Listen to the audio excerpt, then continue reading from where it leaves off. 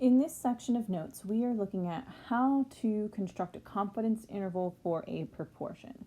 So the scenario we're working with here is that we're going to take a simple random sample of 251 beads, 107 of which were red and 144 of which were some other color. So that gives us a statistic of p hat being about 42.6%. Before we can start to use this value to make our estimate, we need to check a few conditions. So first, we need to say that this sample is large enough. And in order to do that, we check n times p and n times the quantity 1 minus p, and they both need to be at least 10. Now, in this case, we don't actually know what p is, so we're going to substitute p hat for p, and then that will allow us to move forward with our formula for finding a confidence interval. So these are the conditions we need to check. We already mentioned large counts, and we want to use large counts so that we can estimate our sampling distribution with a normal model. So in this case, I think it was 107 was our number of successes, so our n times p hat, and the 144 was our number of failures, so that was our n times the quantity 1 minus p hat, both of which are at least 10, so that meets that condition. Don't forget that since we are picking up these beads without replacement, that is why I need to use the 10% condition. So I need to make sure that it makes sense that 251 beads is less than 1/10 of all beads. And it did say in the given information that it was a random sample. So once I've checked these conditions, which should look familiar because they're the same conditions we used with our sampling distributions, then I can move forward and use this formula, which we've seen, and it's also on our formula sheet, but we haven't yet done an example of this. So we already know our statistic, that was our p hat, and then we have our standard deviation of our statistic, which we have a formula for involving p. Since we don't really know p, we're going to replace it with p hat, and we call this our standard error.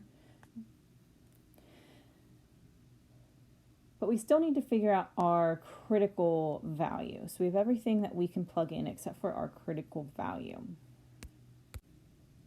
Now the reason we check that large counts condition is because our critical value is going to come from a normal distribution. So if we see our z-scores, remember that this normal curve has a total area of 1, remember that it's symmetrical, and remember that you have kind of like mirror image z-scores of one being positive and one being negative on each side there.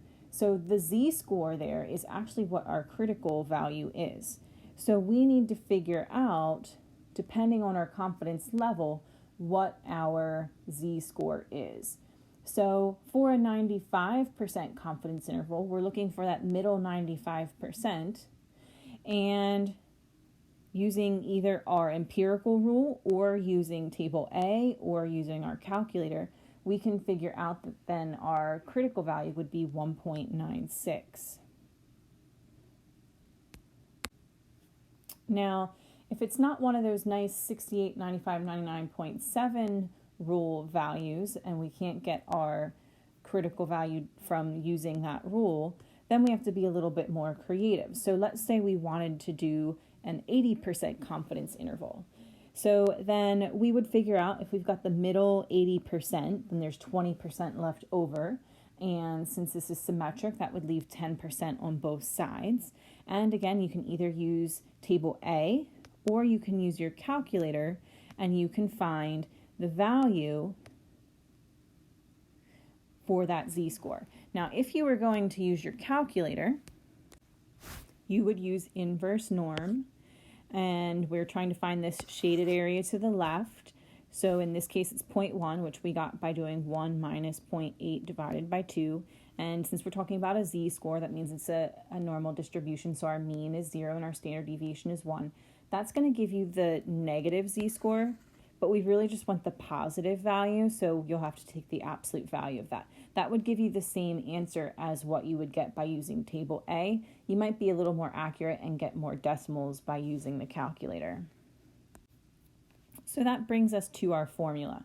Now this formula is not on your formula sheet. The formula in words is on your formula sheet, and the formula for the standard deviation of the statistic is on your formula sheet.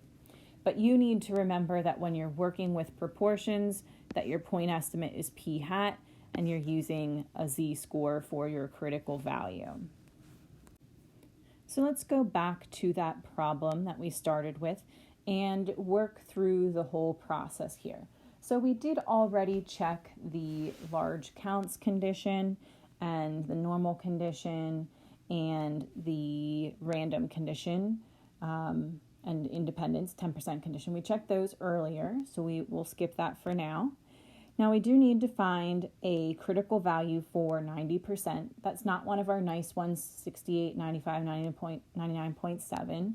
So we are either going to use our calculator, or we can use our inverse norm. Either way, we're going to get about 1.645 for our critical value. Your point estimate was your sample proportion that were read, so that was the 0.426. And then that also goes in for your p and your 1 minus p. And then your n was your sample size, which was 251. Then from here, you're just plugging that all in your calculator and simplifying. Now there is a function on your calculator that will let you put in some basic information, and it will give you that interval. That will be in a separate video, so definitely make sure you watch that. Don't forget we have that fill in the blank sentence that we learned earlier. We're blank % confident that the interval from blank to blank captures the true blank of blank. Here it is with our blanks filled in. And now something here that's new is that what we can do is look at our interval. So in this case, our interval goes from 0.375 to 0.477. Remember that that interval gives you all of the plausible values. So this second part of the question about whether or not your teacher's claim that half of the beads are red is true, that's based on this interval. So since this interval does not contain 0.5, then that is some evidence against her claim. If that interval did contain 0.5, then that would be some evidence to support her claim. Don't forget to try the practice problems and use your calculator before moving on.